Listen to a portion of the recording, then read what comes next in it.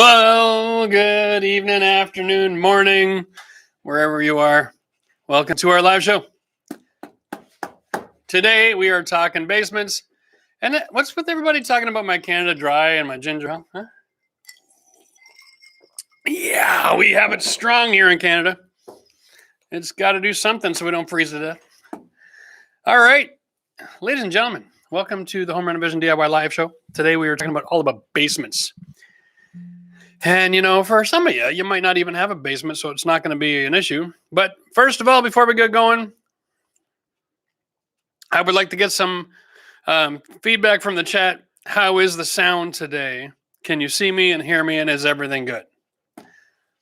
I have no idea, because at this point in the chat, Matt's usually moving everything around, trying to mix screens together, and so I'm a little lost. We're good. Nicole, thank you so much for chiming in. He is going to make the chat really big for me so I can read stuff. That's right, because I might look like I'm only 40, but I feel 60 today. I'll tell you that right now. All right, guys. Cheers to everybody coming. Man, oh, man, oh, man. All right. I just finished doing a show with YouTube. YouTube does this thing for like training people.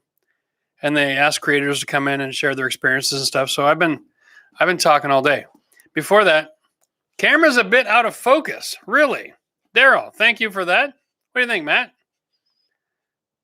Okay, Matt's taking a look, but I'm thinking it looks pretty good to me. Maybe Daryl, time for an eye appointment. Just saying. Maybe I'm so blind I look good on the monitor and it's still messed up. I don't know. Oh, Edgar's loving Matt's appreciation. Thanks for joining us tonight, Matt. Appreciate the help because it makes it possible. And if anybody has any questions they'd like to know about Matt, feel free to ask me. I know him pretty well. He hangs with me a lot. One too many ginger ales, not yet, but we will definitely get there, Larry. Cheers. James is a member. He says he's missed the previous weeks. Well, that's just unacceptable. I don't know where you've been. You guys can actually check out the live shows. They're posted on the home page. So if you go to the home page, it's got videos. You click it. Here's an extra category. You can hit the live shows specifically, and you can pull them up, and you can watch them all. Or you can watch paint dry. I don't know what else you'd watch if you're not going to watch my live show. It's pretty exciting stuff. Here we go. Yeah. See, the problem with doing a live show drunk, and I'll be honest with you, not that I have anything against getting a little bit tipsy now and again, is when the show is over, I need to drive home. So I've got to stay under that level of responsibility, unfortunately. I don't live in this particular house anymore. This is just our studio. And if Revenue Canada ever wants to know, yes, I don't live here. I just shoot here, and it is a legitimate expense. All right. What we're going to do is we're going to talk about rules of engagement tonight. Obviously, we got lots of members in the chat, and we got lots of other people in the chat, and that's awesome. Guys, viewers, subscribers, everybody's welcome tonight. There's no discrimination on our channel. You're free to ask a question. I'm just not going to answer it unless you're a member or unless you super chat it, because I believe firmly in helping people who help themselves.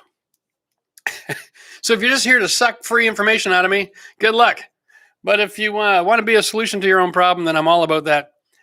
Consider joining the membership and then asking a question. It's usually about the same price as doing a super chat. So feel free. Other than that, I don't know if I have anything else to share. I'm here for 2 hours. I can only do so much in 2 hours. That's all I got. I'm still renovating a house. I'm trying to run a business. I'm trying to expand. I spent my day doing a trade show today. It was live, so it was weird. I had to go and click all the websites and then talk to the robots and try to conduct business. It was brutal. Hey, Sandy Rose is in the house. Cheers, Sandy. Love you. Thanks for joining us again. One of the greatest human beings on planet Earth ever, just for the record. Okay, so let's just get into the question. I don't have a presentation tonight because there's no sense. Every basement's different. We've got differences in location, geography, topography, temperature, soil conditions, expansive soil issues in some parts of the United States. So there is no such thing as here's how you build a basement. If you're on my channel, you know the answer to how do I do it is, well, answer 20 questions and I can help you out. So we're going to see what we can do tonight. If you ask a question and you're in a super chat, please, please, please, please, please tell me where you live. Tell me the value of your house. If you have a question related to, should I do this or that? Because it matters, right? There's a lot of ways to do everything. And some things are, do you want a 10, 20, 50, or 100-year solution? Consider when you're formulating your questions. Give me as much as I can so I can answer you properly. And if you're concerned at all, join the membership program. You can send photographs, ask me questions. We can go back and forth, and we can really zero in exactly where the information is that's going to help you out is. Okay? So first of all, August. Cheers, buddy. He's got a super chat here. Whoa! How are my eyes, Matt? Does that say $5? No, you're going to have to add a zero. August is giving us a $50 super chat question. Golf clap for that, my friend. My God, I need a soundtrack, Matt. Work on that. Can you level a concrete slab with tile thinset instead of using a very expensive auto leveling mix? After leveling, I am planning to tile the floor. Wow. Okay, so here's the deal. Thinset is not a leveler. However, this is where it gets crazy, right? You need to decide if you really want it level or do you want every tile flush? All right. Level or just flush and continuous? Make sense? Level or flush and continuous? Because you can use tile leveling clips. And let's say you have a variation of up to 2 inches from one side of a room to the next and dips in the middle. And they all do, okay? Almost every basement in the world has got higher on the outside edge than the middle because they pour it and then they bring in the helicopter and then they start working the concrete to smooth it out, and it always ends up pushing up a little bit. If your goal is a 100% level basement, thinset will not help you achieve that outside of this. If you use the right thinset compound, you can raise up 1/2 inch of thinset before you have your tile. Back butter your tile, use a self-leveling clip, and you can level out some dips and valleys. But if you have like a real aggressive 2 inch, just pouring thinset isn't going to work. And I'll tell you why. Thinset is, what are we looking at there, Matt? Maybe 15, 20 bucks a bag and a gallon of water. The floor leveling compound is twice as much, but it's also twice as much water. So you actually get about the same value per square foot or cubic foot of cement. So if you want to just go nice and flush, you can use tile leveling clips, make sure everything is nice and continuous. You can sweep, you could run, you can do whatever you want. Run furniture across it. It's not going to catch an edge. You won't have lippage, is what I'm saying. And most people are oblivious to whether something is actually level or if it's just flat without lippage. 90% of homes in North America are made out of wood, and the main floor and second floor have got unlevel surfaces. So it's not really that big a deal. But if you really want it perfect, no, you can't get away from it. Use the self-leveler, okay? I mean, it really comes to the level of neuroticism you want to deal with. I understand that there's value in having everything perfectly level, and it makes your life simpler, but almost everything is designed to be installed on an unlevel surface and be adjusted during installation. So it's really hard to find the value there. Anyway, let's move on. Jerome Knight. Cheers, Jerome. Membership program. Loving it, dude. 2020, new construction, 1,800 square feet, St. Louis, Missouri. Interesting. I got an email today. They want me to come out to Missouri in April to potentially do an event that's going to be filmed for TV. And I'm like, it was a little vague, but they use the word TV, and I'm like, Missouri, warmer than Ottawa. Anyway, looking to convert egress window into a walkout basement. What are the things I need to know when I'm hiring a contractor? What types of services? Egress window is actually not designed as much for people to escape from as it is for the firefighters to access the basement. That's what you need to know. Okay. In the majority of cases, if you're still in a basement and there's an active fire going on, most people don't have the capacity to climb out of that window and escape the basement. So the egress window is actually designed so that the firefighters can get into the basement and not rely on a staircase. Most people don't know that, but it's true. So when you're considering egress windows, don't be too concerned about what is the renter or the tenant in the basement going to do when a fire comes. Because if they're not fast enough to pull the trigger and get the hell out of there when it's time to do that, then they're going to be stuck there until they get rescued. And the rescue comes from somebody wearing an oxygen tank. And that's the guy that has to get through the window. So consider that investing a bunch of money into a walkout staircase, and it's really not necessary. It's not a code issue. It's usually not even going to be an issue in a fire situation.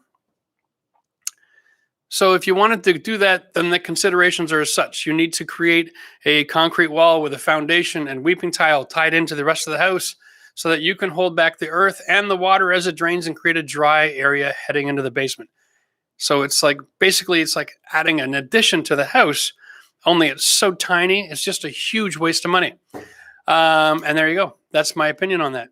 Now, if you did a large window egress so that you were about a foot or two off the ground and that window could open up and you could step out the window and you got a huge window well and maybe a ladder in it, that's your call. But yeah, it should be called an ingress window. Really it is. It's I'm here to save your bacon while you're passed out window. Okay, from smoke inhalation. That's really what that's for. My general advice to people is don't ever rent a basement apartment. Most people don't renovate them near safe enough. There's always mold. It's bad air environment. If you're going to rent a basement, have the air tested and then negotiate the rent because it's going to take years off your life in most cases, just so you know. All right. Wow, that's a great point, Sandy. There's a whole bunch of people watching, only 60 likes. I'm going to just say this right now. Hit the like button while you're at it. Why not? We're experimenting here on the channel. It's possible that if all of you 400 people hit the like button right now, YouTube might even suggest this live stream to other people. Just saying. And we could save thousands of people the hassle of building stairwells out of their windows. Anyway, okay, let's get into this. I'm paying attention, Matt. I got you. Ryan, let's stay on that one. Thank you. Ryan Short lives in Michigan. He's renovating his basement. Cheers. I want to add a bedroom in the corner, so I have to have an egress window. Of course. Should I do the window first? Well, here's the thing. An egress window generally isn't all that big. Like, I don't know what it's like wherever you live, but in Ottawa, our building code, the size of the window relates to the size of the room, which is insane. Because if the purpose is to get a firefighter down there, no one says, hey, it's a small bedroom, so the window's tiny. Find me the tiniest firefighter on the crew, please. That's the stupidest thing I've ever heard in my life. But that's the way our code works, which is another reason why when we want to talk about constructing things, we don't want to limit ourselves to the building code because it's still insane. Like, if you want to get a firefighter into a basement, then make people build a space big enough to do that while they're wearing an oxygen tank. For the love of God, can we just use our brain? This is why I don't like basement apartments. They're just death traps because the fire code doesn't make it possible to even save somebody in most situations. If you have an 8x10 bedroom, the window's so tiny, no one's crawling through that either direction. So good luck with that.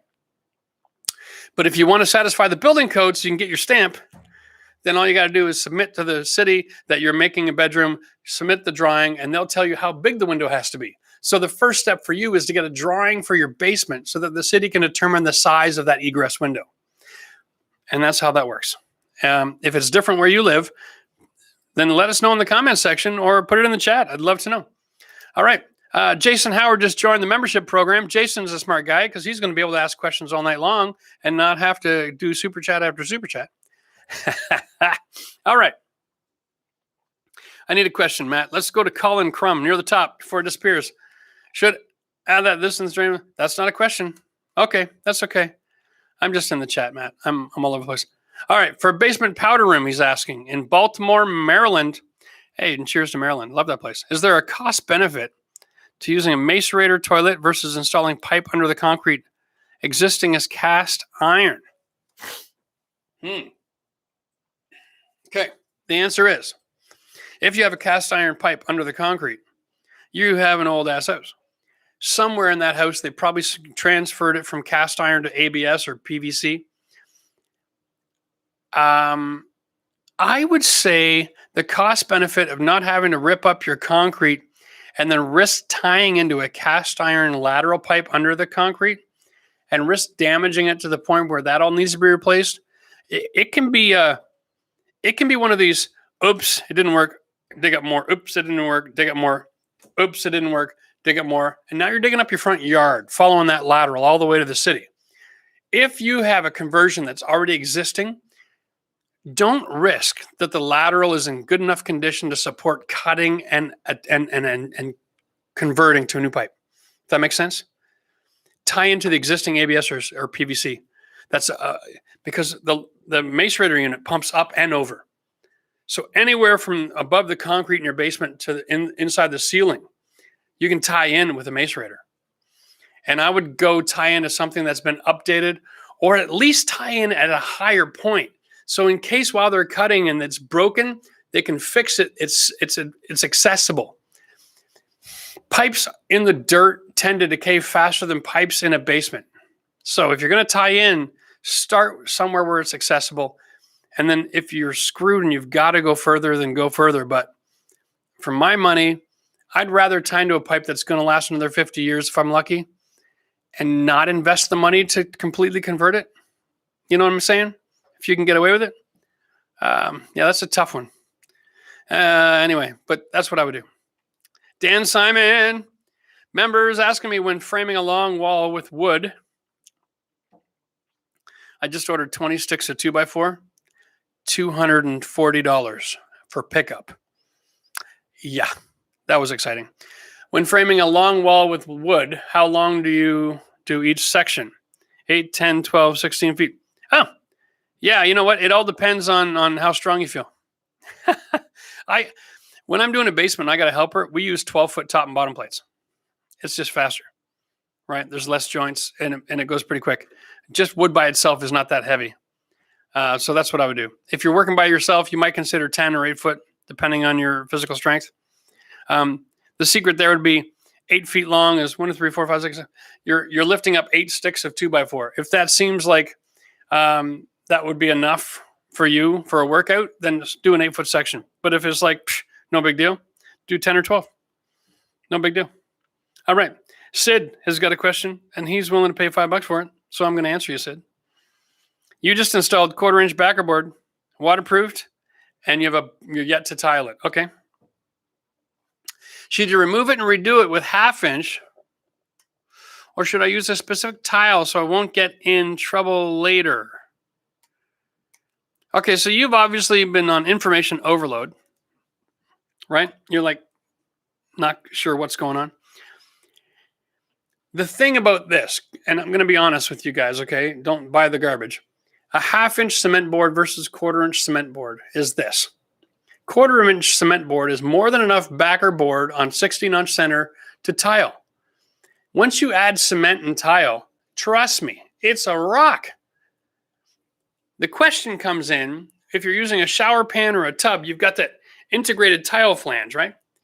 How perfect is the space designed so that if you use 1/4-inch board, the tile flange and the 1/4-inch board are flush, or the 1/4-inch board is a little bit interior of the pan so that tile can go straight down to the pan without having to go like that. That's really the money. That's the only question you have. Are you going to be in a place where when you're tiling, you have to start off on a slope to get over the integrated tile flange hump and then go straight up? And if you can accomplish that task like I did on my shower, check out my video. I did cement board. I did 1/4-inch on the back because the back of the shower was right up against the wall and it was perfect. But on the sides, I used 1/2 because one side I was integrating with 1/2 inch drywall, so it made sense to go 1/2. And the other side, my shape wasn't perfect, so I needed something a little thicker to make sure that I transition right. And that's the answer. If you are going to be able to tile flush, straight up and down, level, plumb, square, all those fancy words without an issue, then don't worry about it. 1/4 inch is more than enough strength. Unless you are hanging like 500 pounds a square foot, then you're going to want to beef it up. It was a little facetious, but unless you're putting on like a super heavy, thick porcelain, right? You don't have to worry about it. And I'm talking about a tile that's like, let's go like this rule. Anything more than 10 pounds a square foot, like if you're doing granite slabs and the little granite 12 by 12 inch and they're 1 inch thick, yeah, you're going to want to use a 1/2 inch cement board. All right. Hey, cheers, Jason Thomas. Welcome to the membership program. And for everybody joining the membership program, realize that our membership program is not as interactive right out of the gate. We aren't going to have somebody call you up and go and be like the welcome wagon, pull into your driveway with cookies. You got to check out our community posts, okay, on the homepage, guys. And that's going to be where you find the information so that you can join in the forum, send us pictures, send us your questions. Yes, I'm up to date. Maybe a day behind. I mean, I don't think I answered questions today, but that's because I've been on the computer all day long, working like a slave to make your life better. It's our commitment here. But that's basically how it's done. Okay, so you got to be a little proactive. And it's something we're going to try to get YouTube to work with. We'd love to have more interaction there, but we just really don't have it quite down yet. But that doesn't make the benefits of membership any less. It just means that, like everything else in the world, as soon as you sign up for something, they bombard you with emails. The good news is I'm not going to do that.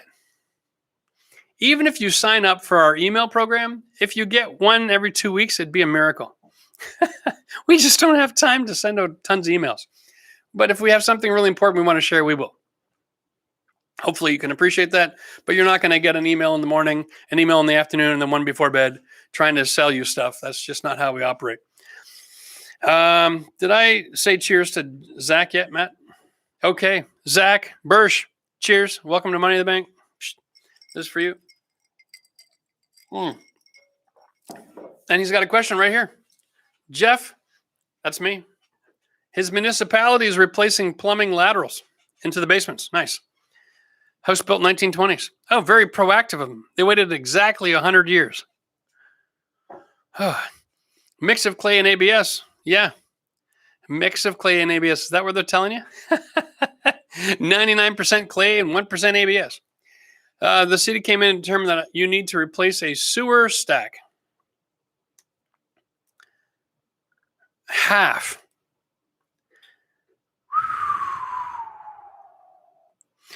So Zach, here's the deal. You're a brand new member. I'm going to have you go to the community section, check out our posts, follow the link, go to our forum that we made just for you guys. I want you to send me a comment in the forum.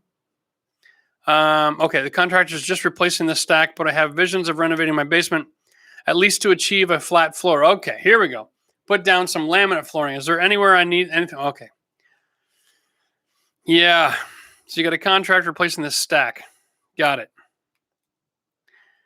So the plumbing work that's being done, I really don't know how much of the floor they're going to be digging up in the meantime.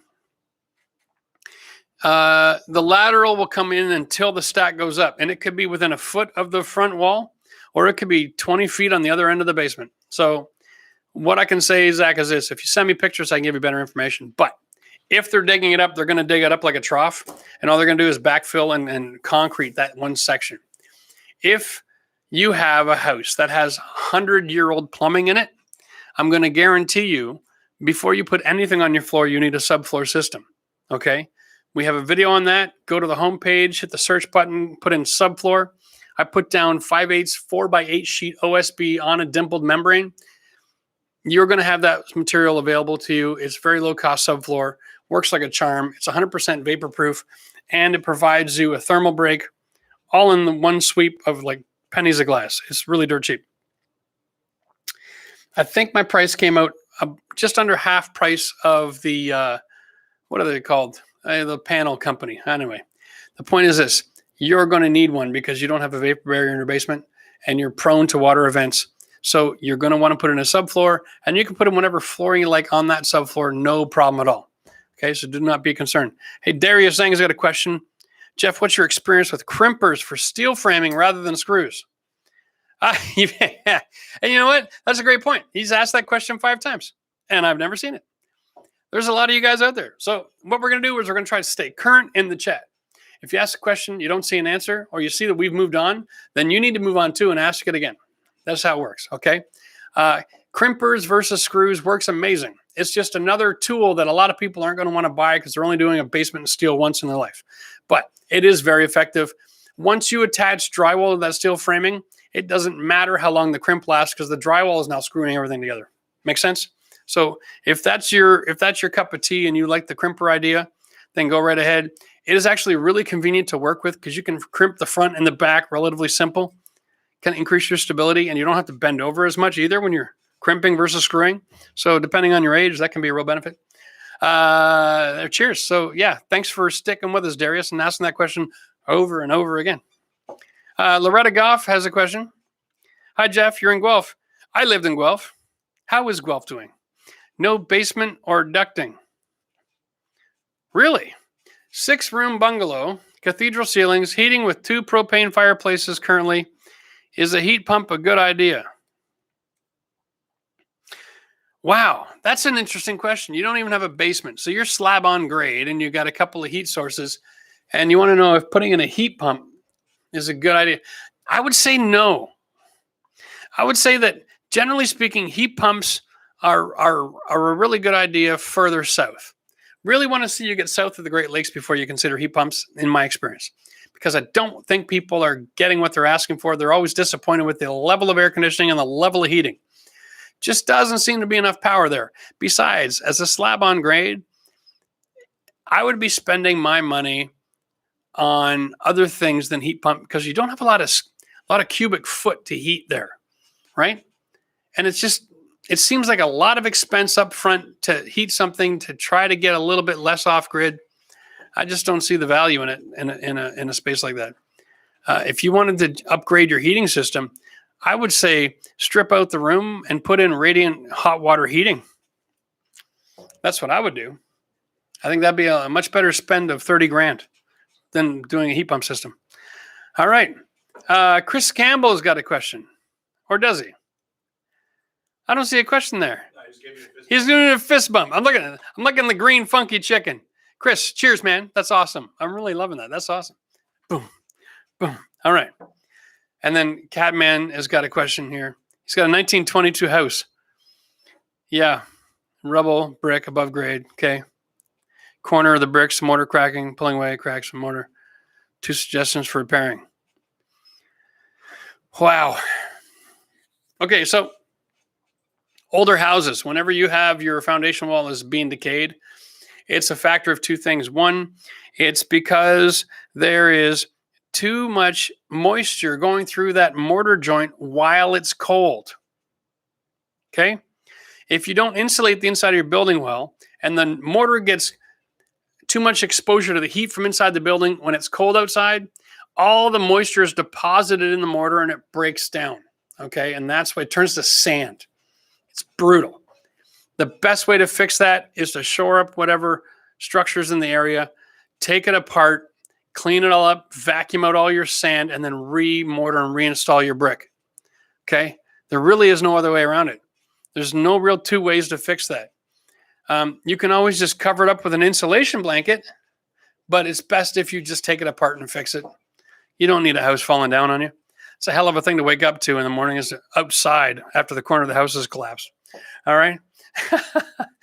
Hey, Aziz, new member. Welcome to Money in the Bank. Cheers, buddy. This one's for you. All right. You catching the thing here?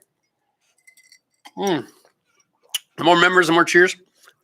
If we do a big record and I get like 100 members tonight, I'll have to sleep on the floor here tonight. All right. There you go.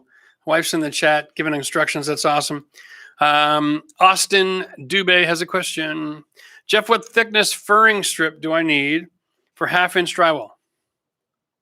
3/4, 1 inch. Okay, here's the deal. You must be talking about ceilings because I do this. I use strapping or furring on the ceilings all the time. If you're attaching drywall to a ceiling, the reason I suggest it is, let's say this pad of paper is your ceiling. Traditionally, floor joists go this way from the outside wall to the steel in the room, okay, on the rectangle. And if you want to put drywall on in the same direction, because it's 12 feet from there to here, there's nothing to screw it to but underneath the floor joist on the edge, in the middle, and on the edge. And you're in trouble because it's going to end up nail popping everywhere. So what you do is you put on furring or strapping across your joist, 16-inch on center, and then you attach your drywall contrary to the furring, and you have lots of screwing surface. Also makes it possible, now that you've created an airspace under the floor joist, to fish wire for pot lights, okay? It decouples the ceiling from the floor joist above, which is good for sound. What else can we get from that? Oh, it helps to lengthen the lifespan of your subfloor upstairs, especially if it's not glued to the joist. Remember, older houses, and by older, I mean anything pre-2000, they only screwed the subfloor down. They didn't glue it as well, which is modern practice. And so every time you step between the joists, the plywood has deflection. And deflection down means deflection up. And it lifts up off the nails, and that lifting action is what actually causes the squeaking. So part of the way you can get rid of that problem from developing in the first place is adding strapping underneath the floor joist. And then when you step on the floor, that load transfers to the nearby joist, and that transfers to the strapping to the next joist over. And every step, you're actually stepping on all 4 feet of your structure. And that gets rid of a lot of deflection and a lot of stress load, and it helps to extend the life of your subfloors so you don't get noise. Now, of course, the best practice is before you finish your basement, change your flooring upstairs and like screw your subfloor down. But not everybody does chicken, egg, horse, cart. So if you're going to strap, you can get all of these benefits. Plus, you eliminate butt joints in most of your rooms, because when you install your drywall on a 12-foot wall and it's 12 feet long, you only have to tape just the tape joints. There's no butt joint drywall going on. And that helps make the job a lot faster. James has got a question, and he's in Super Chat asking me, based on the conversation with his inspector when buying his home, we think the previous owner was talked into buying an unnecessary wall anchor system. How would I tell?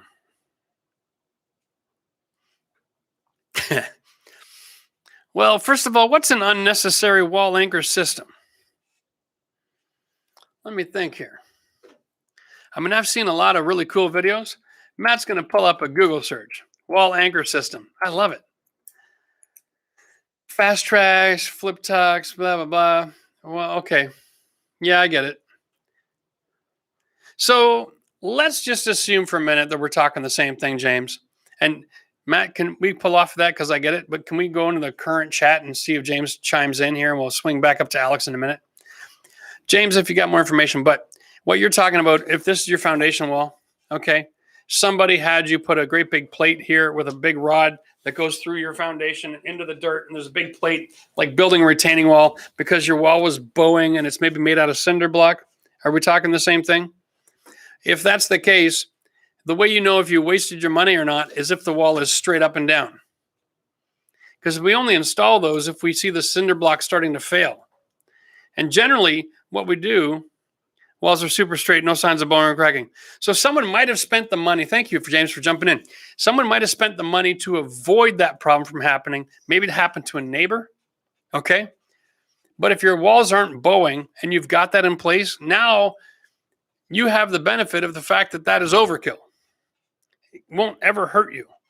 So if you're buying a house that somebody was that cautious to go overkill on defending against soil erosion issues with their cinder block wall, I'd say that's the kind of homeowner I'd want to buy a house from. So I'd be even more confident buying that house. It doesn't increase the value, right?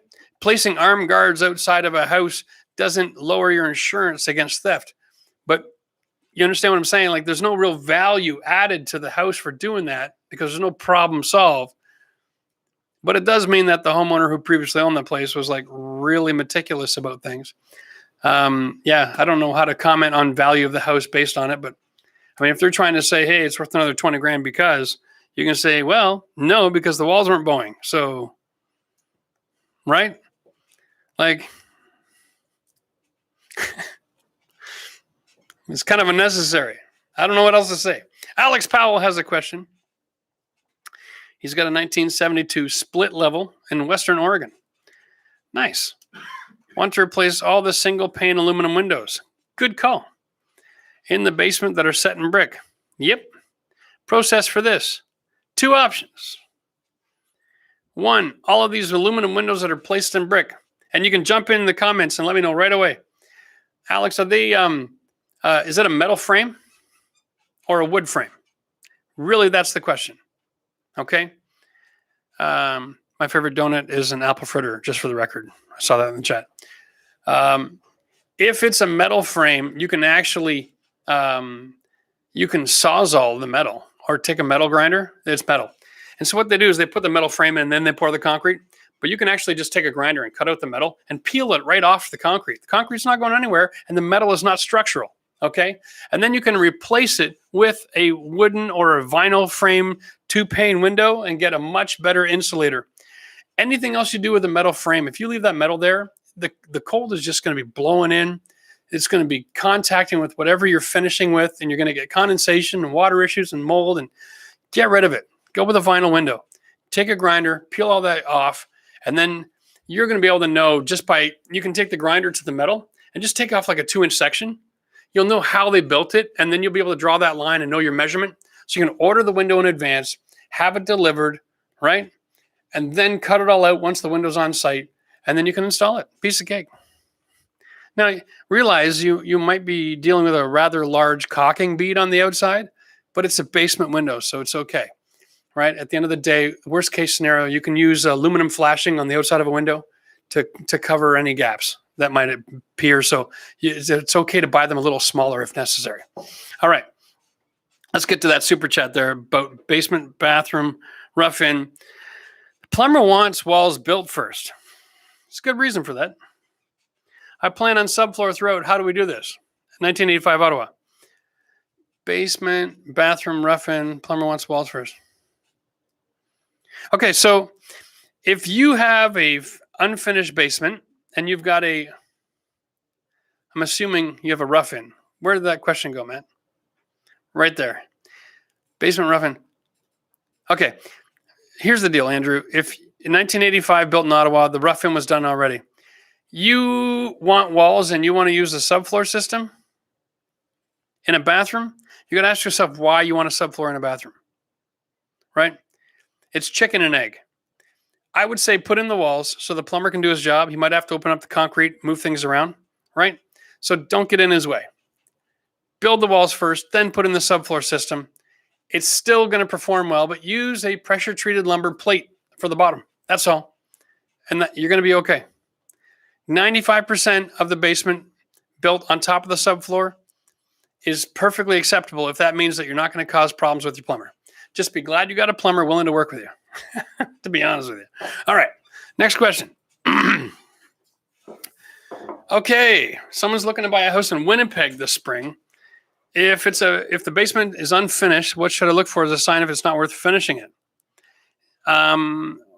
Winnipeg? Did I miss that? Winnipeg. Okay, let's stay there for a second so I can read it. Winnipeg, if it's unfinished, how do I know if it's worth finishing it? It all depends on the age. If it's pre-1999, 2000, it may not be worth finishing as for anything more than just an additional recreation space. Keep your costs low because you won't recover your value. If it's a newer build and they've actually got waterproofing on the exterior of the foundation and they have vapor barrier underneath the concrete, then you can consider finishing it and it'll actually get you for some value. But check with a real estate agent for your area to see what the return is on those products, because not every basement returns on investment, even if you do it yourself. Just saying. All right, next question. Oh, that was just Gene. Hey, he's watched almost all of my videos. Well, Gene, I mean, you got a whole week. You watch the rest. Gene, thanks, buddy. I appreciate it. I'm glad that hopefully these things have been somewhat helpful.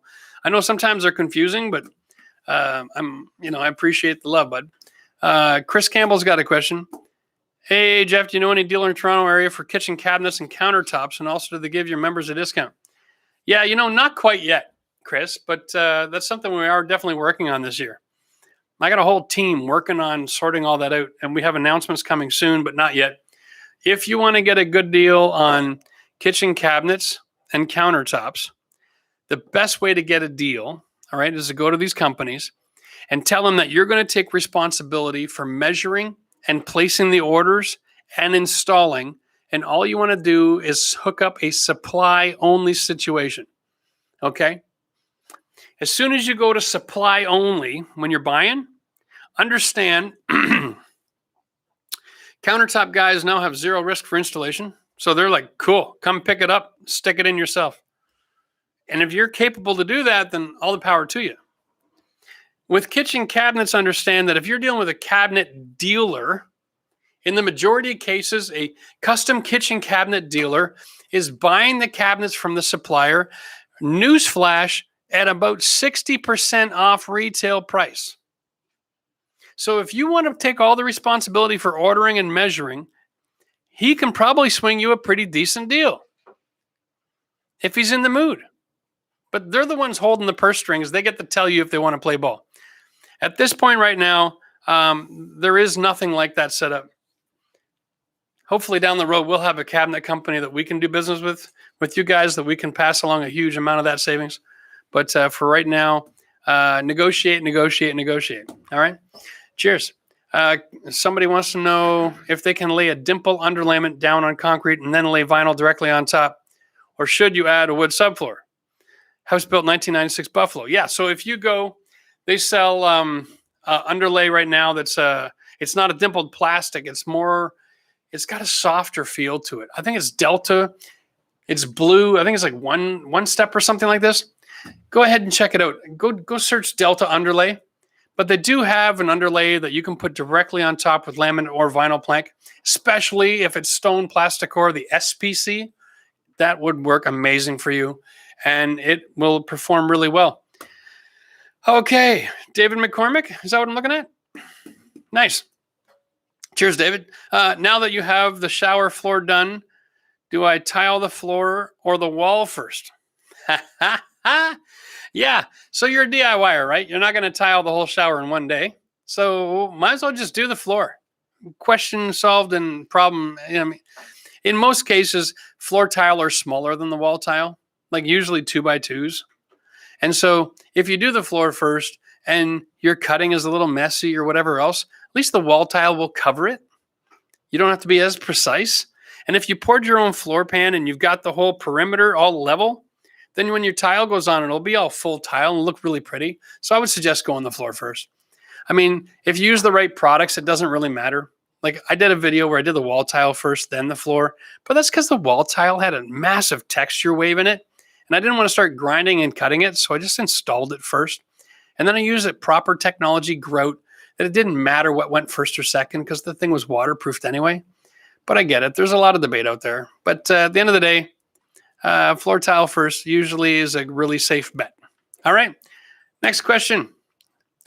Aziz has got a question. He joined the membership recently, so he's got it all figured out. He's currently renovating his basement bathroom. The question is, what are the steps to lay a shower pan properly so that it won't leak? Do you have a video on that? Do I have a video on that? I got a video on how to install a shower pan, how to tile a shower pan. The thing about a shower pan is it doesn't really leak, right? And even if a shower pan leaks from the drain area, it goes under your slab and it doesn't affect anything. So it's not really a big issue. As far as installing it where there's stability, you're going to want to use a sand mix, right? So if you go to the hardware store, they got concrete and then they got sand mix. So it's usually, there's no Portland cement in that. It's just sand basically. So when you add water to it, you can set it down where the pan goes and then you push the pan in place, put weight on it, and then it molds to the bottom of the pan, right? And that's generally how most people set these things. Not every pan needs that depending on the quality of the pan. But in basements, in a lot of cases, adding a sand mix helps because the concrete itself, the floor is not flat or level. So using sand mix to modify all that scenario So you can install the pan perfectly level is really ideal. Cheers. Good luck with that, bud. Oh, Nasty Witch is back. Hello. 1960 house in Michigan. Cool. You got a downstairs bathroom, isn't vented. Yep. Dad's a plumber, and we plan on fixing it with an admittance valve. Okay. How much return on investment would it be to install a proper vent? Yeah, you know what? It's not about a return on investment. People expect a bathroom to work, so as long as it works, you're going to be fine. An admittance valve in a lot of cases is perfectly legal, as long as it's installed properly, and I'm sure your dad being a plumber, he can do that. So it is a solution to a problem. If you wanted to tie into the house venting, sometimes it can be tricky. Houses in those days usually only had one pipe that was like 1.5 inch, maybe even 1.25 inch copper coming out of the ground in a corner somewhere. And if you're not close enough or there's too much finishing in the way, it can be real costly to get there. So I understand the concept. Now, if you just try to cheat and run it up and outside, you got to go right above the roof line with that vent stack. So the admittance valve, sometimes, it's not a perfect scenario, but it's not a perfect world. So it's okay. Trust your dad. He's a plumber. He knows. You'll be fine. It isn't going to hurt. It wouldn't scare me off of buying a bathroom. I'll tell you that. There's nothing wrong with it. And anyone who says otherwise is just being paid to have an opinion. Enough. All right. Where do we go with that? Oh, how about this one? How about Wild Nuts? Hi, Jeff. Existing basement bathroom with no shower rough-in. Okay. You got like a toilet and sink. You want to install a shower. What are your thoughts concerning a Santa pump as opposed to digging and connecting? All right. So here's the deal. If anybody out there wants to add a plumbing fixture to your basement, that requires one of two options. You open the floor, you cut the slab, and you tie into the existing plumbing, or you add a Santa pump system of some sort, and you take the water and you put it through a pump and you lift it up and you push it out and you tie in somewhere else that's accessible in the basement. If you have an accessibility in the basement issue and you're trying to avoid tying into really old plumbing, it can be beneficial. It costs money to buy the system, but it works really efficiently and it can save a lot of time and energy depending on the scenario. I think a lot of people are just hesitant to open the concrete because you think it's some like really difficult job, when the truth is it usually only takes a couple of hours and you can bust open the floor in an entire bathroom and be ready for the plumber to show up. So don't over exaggerate in your own mind how much work you think is involved with accessing the plumbing underneath the concrete floor, because most concrete floors in a basement do not have rebar or any steel mesh or wire or anything. It's just concrete on rock. And it comes out really easy. It's not a structural element. Okay? So don't be afraid of it. It should be afraid of you. You're a mighty DIYer and you can kick its butt. It is not that difficult. You just got to go to Home Depot and rent the right tool. Usually a chipper, a couple hours of work, maybe a couple sore muscles. But you know what? In a lot of cases, it's not worth $1,000. Just saying. Now, if you have to start tearing apart finished aspects of a basement to run a vent, or something like that, or you got to weigh out the whole scope of work to answer that question. But don't be intimidated by a concrete floor. Matthew Thorman just opened. Must be a stud. You just joined my membership program, dude. Seriously, that's funny. Yeah, there's that's rich. Thank you for that. I'm not sure why. I probably would have answered your question for free. Maybe with a bit of a beating. Okay, so anyway, River Hyde has got a question here. Do you have a recommendation for getting rid of painted over wallpaper? Yeah, rip the whole damn wall out and start fresh. Why worry about it? It's only drywall. An 8 by 12 foot wall will literally cost you $35 to replace. So why not just go ahead and do that? Any other option is going to cost you just as much in primers and paints and gizmos and wasted time.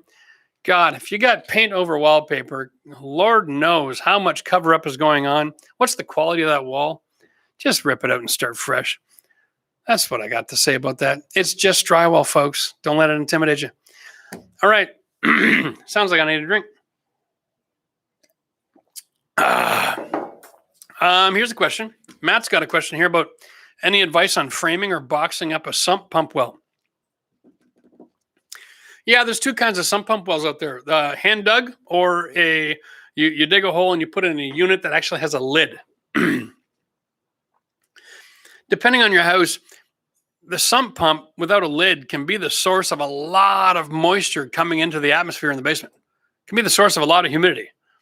So if you're going to have a hand dug hole and you set a pump into it, then at least take 2 pieces of plywood, okay, like the pressure treated kind, and slide it up and cut the pipes out, right, and join them together. So at least you have a lid, so you don't have constant evaporation coming out of the wall.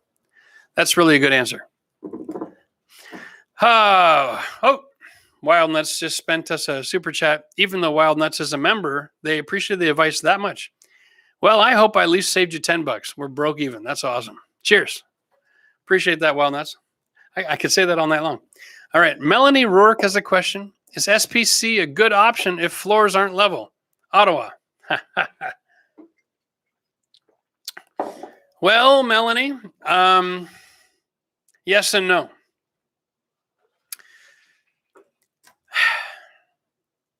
There are precious few houses in the city of Ottawa that have a level floor.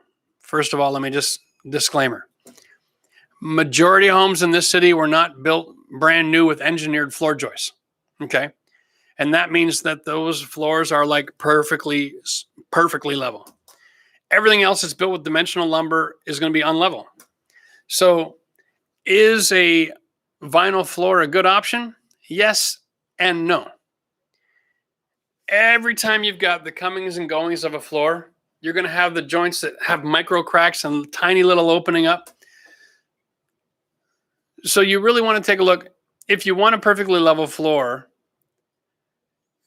and the best option is to prime it and pour a self-leveler and then put on your flooring.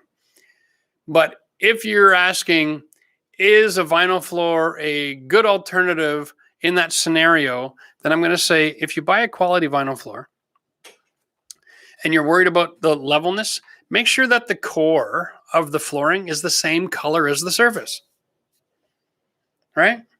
And you'll be fine. It's kind of like hardwood flooring. If you go with hardwood that's pre-finished, they finish the top and the sides. So when you stick it together, if there's any gapping that occurs because of unevenness or humidity, it still looks like a perfectly good hardwood floor. You can't tell that it's opened up. All right. But if you site finish a floor and then it opens up, you can see the cracks real easy. Same thing with vinyl. Just make sure that the core is the same color as the surface. And if you get minor gaps and cracks opening up here and there, trust me, you're the only one who notices. The whole world has got the same problem with their floor, unless they have engineered floor joists.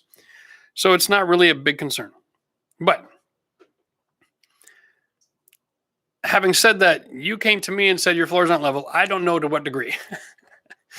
Most flooring companies have recommendations with limitations to the variance in the slope.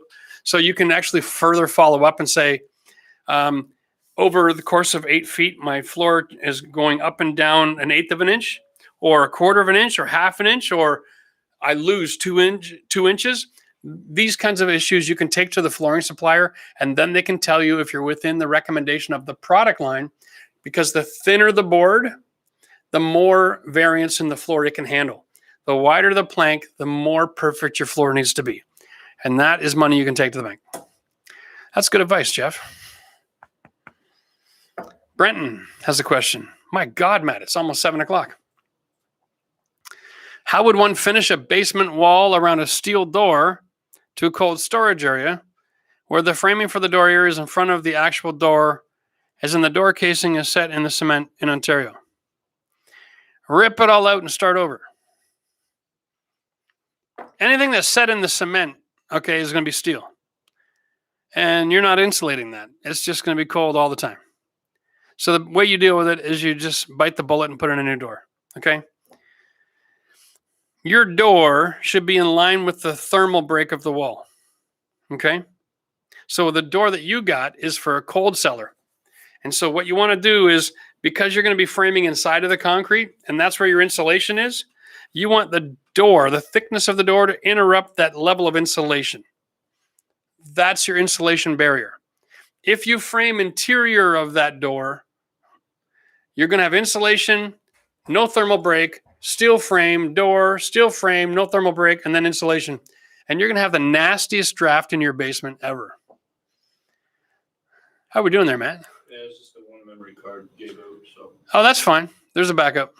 It didn't switch over automatically. Really? Yeah. Well, look at that. So bear with us, folks. We're going to switch over our memory card.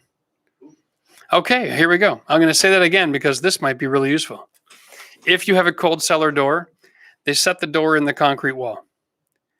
And then if you want to finish a basement, you build inside of that concrete wall. You have an interior wall now. And you don't want your wall with your thermal break to come up, have an airspace to then steel and then a door, come back to steel and then airspace and then wall, right? So rip all that crap out and install your door. Your insulation's already in place with house wrap. Brenton, it doesn't matter. Rip out your door and move the door into the insulation cavity. Okay, get rid of the steel. It's no good to you. You're just gonna have a draft. You're gonna sit down, you're gonna be all finished. You're gonna be like, what a great job, honey. Can I have a blanket? Like, it's gonna drive you nuts. Don't be disappointed. Thomas wants to know, would 1x3 furring strips, 16 on center, able to hold drywall and a fake beam? Yeah. Simple question, no problem. Because wood that's connected with a screw can carry 80 pounds. So every screw you put in carries 80 pounds. The wood has no problem doing what the screw is designed to do. So you'll be okay. And when you get to the end of the strapping, just use the reverse burn-in trick that I have in my videos, and then you're not going to have splitting. A split piece of wood doesn't carry nothing. So as long as you do that, or pre-drill at least, the screw will carry the weight, and the wood will transfer that weight. You'll be fine. Terry, cheers, buddy. Welcome to the membership program. Welcome to Money in the Bank. Because that's what this show is, right? Money in the Bank. Where else are you going to get this kind of opinion? Nobody's paying me to have an opinion. I'm just sharing my experience. Happy to do it. Like, go. Oh, Matt, what did you get me into here? Chad wants to know, can I use a Studer valve on a basement toilet? We have no vent in the existing bathroom, which we are replacing. No. If you're going to put in a toilet, vent it properly, or don't put in a toilet. End the discussion. I'm not going to entertain that. Wow. It's like, if you live in a one-bedroom apartment, don't have 4 kids. Bad plan. If you can do anything about that at all, put in a vent. All right. Okay. That's an easy one. Yeah, you know what? Fine. We're going to break the rules just for a second because it's obvious. But there's a lot of people that are emigrating to North America that aren't used to our building materials. So this question could be like legit. Can I lay carpet over tile? The answer is this. There are 2 kinds of flooring in North America, guys. Floors that are fixed to the structure and floors that are floating on the structure, okay? Fixed floors are hardwood, engineered hardwood that's stapled down, and all kinds of tile applications. Those are all fixed in place. They're attached to the home. Everything else, laminate flooring, luxury vinyl plank, carpet, even engineered plank that's a new laydown product. If it's not screwed or glued or cemented to the house, it's a floating floor. And all of these products can be installed over any other existing floor. It's not always the best choice, but it can be done. So feel free. Cheers. Hey, Jim Van Belkom. Welcome to the membership program, buddy. I'm just guessing, but we'll probably see a question from Jim in the chat here in a minute. Brian in Rome has got a question here. He's watching my workshop video last night. Yeah, I was laughing at how you and Matt work. That's not how we always work, but that was a rough couple of days, let me tell you. That is exactly how your dad worked out with you. That's fun. Yeah, you know what? Fathers and sons, eh? It's a hell of a mix. Sometimes we're just like the best of friends, and sometimes, man, oh man. And yeah, right, Matt agrees. Great content for a video. Can you add more of that? Oh, you know what? This is the thing. I love working with Matt. He doesn't like being on camera. So you can all yell at him. I'd have him in every video, but he needs to maybe be encouraged. Matthew. He wants a raise. He wants rights to the channel. No. When I'm dead, it's all yours, buddy. How's that? No, all right. Nick has got a question here. He's got a 1956 Wisconsin built home, half bath in the basement with separate shower stall next to it. Okay. Is it worth it to turn it into a full bath? Yeah, because the only thing separating it is an interior wall, and it's not holding up your house. So I say rip it out and redesign. Go for it. Whenever you see something awkward like that, just start over. It means it was an afterthought, and there's a possibility that the plumbing might not be right, and you might not have proper venting, and just whenever you see something odd, like a shower outside of a bathroom, it's always an afterthought. Just double check. But yeah, definitely open up the space, make it bigger, have fun with it. So Andrew has got a super chat here, and he's shouting out, just a huge shout out. Thanks for saving me money. Money in the bank for sure. Loving the videos and the live sessions. Well, cheers, Andrew. That's kind of the goal. I mean, there's no sense in me being online and having an opinion if it's not helping. I might as well just be another real estate investor course or something. Because, that's just noise. All right, here we go. Oh, $5 for Matt. Look at that. Somebody's giving Matt a little raise. I love it. There's your raise, Matt. Get in the next video, buddy. Kristen is saying that she'd like to negotiate your next contract for you. Nice, Kristen. That's awesome. Oh, man. So there's Jim. He just joined the membership program. I knew we were going to see a question here. He's finishing a basement in Colorado. Yes. We have to install floating walls. Yes. How do you accomplish this with steel framing?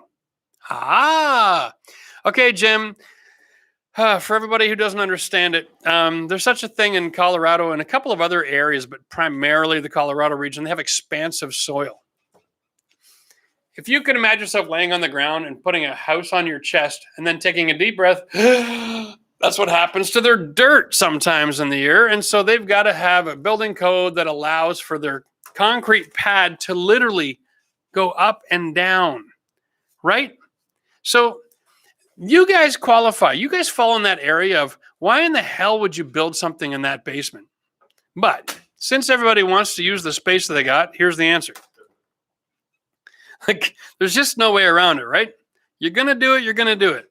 If you want to build with steel, might I suggest, the way that you guys do these walls anyway is you put a bottom plate on the concrete, and then you have another wall that you build about an inch off of that wall, and you have great big long nails that connect them. And under the pressure of that expansive soil, the bottom plate can slide up and down and ride the nail. Now, as soon as you move into a steel stud scenario, you're not using nails, you're using screws. But if you used a wooden base plate and then all steel and then you'd be able to get away with that and combine the technologies. So that's a possibility. I would say if you're going to put a basement in an expansive soil Colorado location and you're trying to save money on the wood studs and go to metal instead, maybe even wait till next year when our supply chains get corrected. This ain't the year for every project, kids. I'm just saying. Not everything you want to do in your house is a good year to do it. I understand the concept of going to steel versus wood, and it works, but in an expansive soil condition, you're really mixing technologies and might run yourself into trouble. I would wait. Just saying. That's my opinion. You may not like it, but that's my opinion. You'd be surprised how much other things you can do around your house that'll take a whole year. And before you know it, the lumber's back to normal pricing, and you can just go build a basement in your expansive soil condition like normal and not have to try to treat your house like a science experiment, okay? It's just never going to do. Danielle just joined Money in the Bank, and so did Joe. Guys, so many new members tonight. This is incredible. Very encouraging. I just got to say, y'all know what's coming, don't you? You're waiting for that big announcement. It's coming up in a few weeks, but we'll have an announcement soon enough. And when that announcement comes out, everybody who's not a member is going to be like, oh my God, I wish I was a member. Just saying. Just saying. Feel free to wait until the announcement comes. There's no penalty. You're not missing out on anything. I'm not trying to like force your hand, but I'm just saying. Yeah, it's going to be one hell of a year for the home renovation DIY. And we're just really glad to have you all join us for the ride. Angela has joined the membership program as well because she doesn't want to miss out. No, it's no lottery scenario where if you're not a member as a certain day, you're going to miss out on a chance to win a house. I'm not allowed to do lotteries on YouTube anyway, I don't think. We might try to find a way around that. Trevor has a question. How to decide whether to keep his bathroom ceiling, replacing the walls, 1941 single-story home with plaster on the drywall. Okay, so Trevor, it all comes down to this. Is your ceiling have any mold issues? The reason I'm asking is, in 1941, they used oil paint on the ceilings. And oil paint is susceptible to mold. Now, if where you live, you've always had a fan and good ventilation and exhaust, and you've never had a moisture issue build up, then you've never developed mold, and you've used a transition primer, now you have a bathroom acrylic paint on the ceiling, and even though it's so old that you might have a little waviness and a little cracking in the ceiling, it doesn't bother you. No, you don't have to replace it, dude. You can simply just paint it again and have a good fan and continue on. Bathrooms are not as tricky at the ceiling as they are at the floor when it comes to moisture management. Is that okay to say that? Controlling where the massive volume of water goes with the plumbing and the drain and good waterproofing on your shower pan, that's 95% of the issue. How you manage the steam is not really a big issue unless there's no way for that steam to leave the room. So as long as you got a fan or a window open, you're fine. Yeah, a little ice would be great. Thanks. Yes, sir. All right. Okay. Now, Stringer Films has got a question here. He bought a home built in 69. Kitchen stack, also services basement laundry and the master suite edition. Should I go ahead with trenchless epoxy?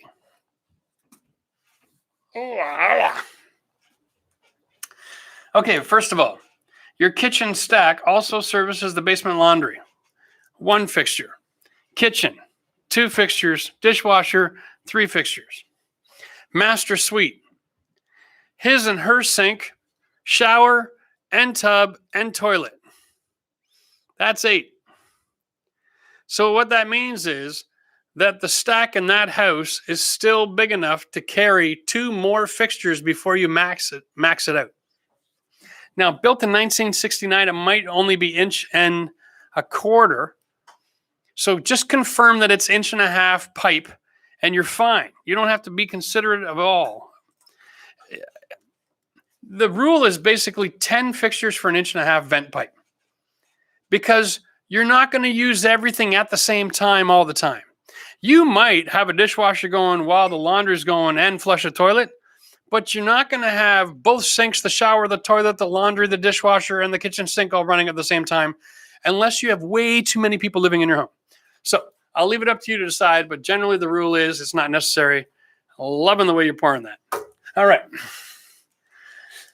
Let's just go on here. Rachel is a new member for Money in the Bank. Loving it. Cheers, Rachel. I'll give you a cheers. No, yeah, fill the rest of that up. Dear Lord. And you're more concerned with the sewer pipe. Yeah, I got you.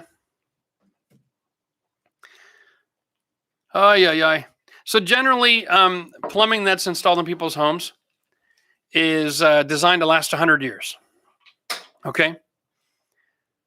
So 1969 home, really that's the next generation's problem. And there's going to be a lot of people with that problem come year 2040, 2050. Because a lot of the expansion on single-family homes happened in America, north and south, in the 60s and 70s. right? As the baby boom all jumped into home ownership. And so we're going to come into a life cycle of 100 years of that baby boom. And then we're all going to have to deal with major issues.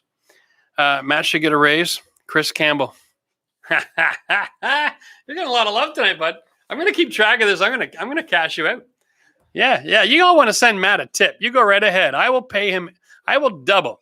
Whatever you guys want to give him in the chat tonight, I will double it as a way to say thanks to Matt because he deserves a little bit of love. A little bit too much. No. I'll double it. Now, if there's any bazillionaires out there, please don't bankrupt me because I will keep my word and it can hurt. But feel free if you want to show Matt some love. Right. Where the hell are we? I'm lost. Mike Carnot. Is that our Mike Carnot? Oh, my God. Mike, how you doing, buddy? What are the odds we can look for a steam room video in the future? You're way too young to need a steam room, first of all. You know what? What are the odds? I'll tell you what the odds are. The odd is 100% that we are going to do a steam room in the future. I can't let the cat out of the bag. I have a project coming up. It's not my farmhouse. We're doing a lot of custom work on that project, and there is a steam room involved. Whether or not it gets done in 2021 or early 2022, I can't tell you at this point. There's a few hurdles we got to jump, all of which will be in a video, all of which we'll talk about soon enough. But yeah, definitely doing a steam room. And in the meantime, if you're planning on doing one, it's not all that tricky, and I can help you out. So you can feel free to send your plan into the forum. All right, ask some questions. There's just a few major things that you got to do to have a steam room. Other than that, it's just basically waterproofing and a tile job. So it's not that tricky. All right. Okay. Ellendred has got a question. Whenever there are fumes in our garage, they leak into the adjoining living space. Okay. Well, this video is all about basements, but since you asked,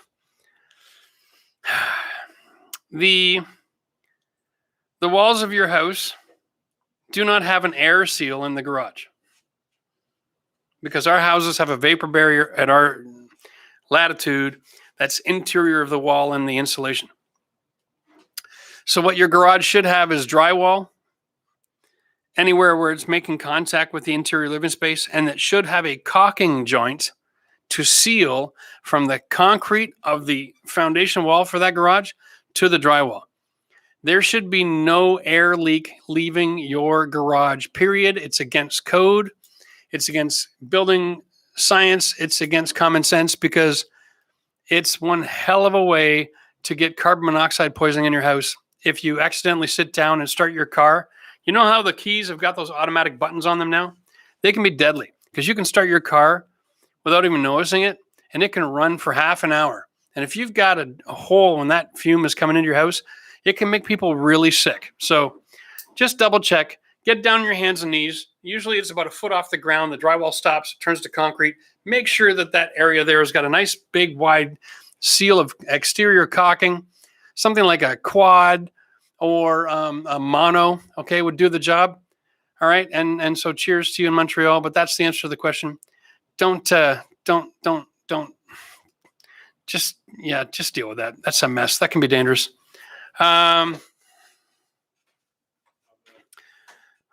Okay. Well, where are we, buddy? We're up to $25 already. All right. Oh, okay. Well, I'll tally it up later, but if you can keep an eye on that as we go, that'd be great. We can announce to everybody. Just for the record, I also bought them dinner. So, all right, Michael, you're in Montreal and you're thinking about putting a 2-inch rigid board insulation on basement walls. Is that a good idea? Yeah. So when you see the assembly for the 2-inch rigid board and then 2x4 walls and then bats in between, what that is, it's a combination of getting up to R20 in that space, because that's the insulation that's at the main level. That's the new standard. And so new houses have all got to have the same insulation in the basement as they do on the main floor. And so doing the rigid insulation gives you a thermal break. It's like an actual consistent thermal break. There's no board, no steel stud, no transfer of temperature. And so it's a nice way to get it done. The trick is You only want to do that in a basement that's relatively newer. And here's why. Look at all the love for Matt. The reason you don't want to do that in an older basement is because you install that insulation with an adhesive right against your stone wall. And in old basements that don't have a waterproofing membrane on the exterior, I still like to maintain an interior airspace to get rid of humidity and for moisture control. So if you want to use rigid foam and you have an old basement, might I suggest you get some pressure treated strapping horizontally on your exterior wall, vertically, so that you can at least have an airspace from the floor up to the floor joist to allow the interior of your stone wall to breathe in the event that it soaks up too much moisture, okay? And then it can release it back into that air cavity, and then the building will share with the outside again. But as far as the science of 2-inch rigid foam, 2x4 insulation, bad insulation, vapor barrier, brilliant. It's a great way to get a thermal break and a really comfortable environment. So cheers to that. We're calling it the Matt Foundation now. This is funny. All right. Cheers to everybody who's showing some love for Matt. That's fun. Would you recommend I install a new vent pipe for basement to roof? Kitchen and second floor bath, sink, use Studer valves. Old toilet may vent up main stack. Okay, so venting pipes don't have to be big, right? They can be just 1.5 inch ABS or PVC, whatever you got in your neighborhood. So if you're doing renovations and the people before you have used those Studer valves, we're talking about the little pressure release valve that goes on a piece of pipe underneath your sink, or preferably in a wall above the water level of the sink. If you're using those things, it's supposed to be like, because you don't have an option. And building code people are trying to be generous here by saying you don't have to rip apart your whole house and run a new vent stack. But if you're doing a renovation and you've got the ability to add a vent stack, then dear God, eliminate those old Studer valves and get it done. I mean, I know it's not on the toilet. That's great. But you still, the danger with the Studer valves is not so much about sewer gas. You live in the house, you wake up and goes, oh, it smells like poop. Obviously, your Studer valve needs to be replaced. You pour some water down the drain and move on. The danger is that when they start to fail, you create back pressure in the line and you aren't going to get rid of the solids. And solids in a line can build up. And then you up with a major plug and then a backup in your system. So you flush the toilet on the second floor and it comes out all over the first floor. And that's what you want to avoid. And that's what those valves are setting you up for. Major disappointment. So if you have the chance to eliminate them out of the equation, you also are eliminating the risk of a major backup system into your house. And that's why you should change it out. Yeah. Robert is a member. He just threw you $10 and said, since Jeff's going to double it, he's donating to the Matt Fund. This is great. I'm glad I didn't say triple it. Man, we'd really be running some money here. All right. Is there a limit to how many or how large a hole can be in a wooden beam in a basement? Can water line or electric be running beams? Yes.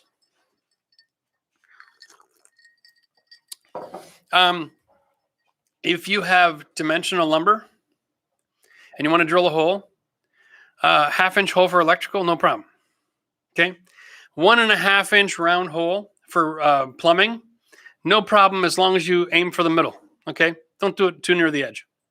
The rule is the diameter of the hole, you have to be at least that far away from the outside. Okay. And if you're going to do it, do yourself a favor. Don't trust that every dimensional lumber is going to be exactly the same. Sometimes they've got weaknesses and knots and splits and hairline crack capacity. If you're going to drill holes, before you drill the hole, take a piece of 1/2 inch plywood, put on some PL Premium and like 6 screws and screw it all in place and then drill your bloody hole. So at least you're not going to be weakening the floor. Because sooner or later, someone's going to go out there, listen to my advice, and they're going to have a house that's 2x8, 30-inch sun center, and they're going to drill a hole, and their grand panel is going to fall down. They're going to blame me. Well, if you're that stupid, then just, but you understand what I'm saying? If you're going to drill a hole to run plumbing, at least reinforce the beam. Because there's a lot of 2x8 construction out there that just never should have been built. Ever. 2x10 is for floor joists. I don't know at what point in society we decided that we could risk people's lives by putting in 2x8s for construction, but it's probably back in the 60s because it was like crazy back then. You do realize, guys, that back in the 60s, there was like 19,000 different building products all trying to become the best practice of the day as technology was racing forward. Right? Before that, everything was made of wood. It was all solid. They'd almost like stick a tree in the dirt and then carve a house out of it. It was so solid, made of wood, right? And then everyone started to go, and we can do this with less material, more efficient, much cheaper, much faster. And the race was on to be stupid. And then somewhere in the 70s, we went, wait a minute, we can't be this dumb. We got to have standards. And they got smart, and they started doing math, and they involved engineers. And thank God for it. But there's a lot of houses out there that were built really stupid that people are still living in. And you can't just apply every piece of advice to every situation. So if you're not sure, or if it feels, join the membership, send me pictures, tell me the age of your home, tell me your geography, ask questions. We're more than happy to help. I just don't want to see you guys having like a massive failure in your renovation project because you bought something that some moron built back in the 60s who was trying to save a buck. Make sense? All right. Wow. And that was brought to you by Jeff Rance. All right. Stringer Films has got a question here. My kitchen sink, dishwasher, washing machine, master shower, her sink, all the same 4-inch cast-in drain pipe. How much time do I have? Till 2069. All right. Feel better? If you're renovating, now, the difference between renovating and remodeling, right? Renovating is opening up all the walls, having access to your mechanical. If you're renovating, you still have another 30 years of that system left. You get to decide. Do I rip out 30 years left or expect someone else to renovate again in less than 30 years? Are you building a project that's going to last more than 30 years that someone else is going to have a failed pipe that's going to destroy? Like, there's no law that says someone's going to come after you in 30 years and say, oh, why didn't you change the plumbing? But, if you want to just be a good human being and you want to get rid of some cast, then go ahead and do it. It's not that hard or expensive. Okay? Like, honestly, if you're doing renovations and you want to get rid of cast iron pipe so that you have another 100 years of plumbing available in that house, I'm telling you now, if I'm going to buy a house 10 years from now and it was built in 1969 and it's got a brand new kitchen and it's got a second floor, the brand new bathroom,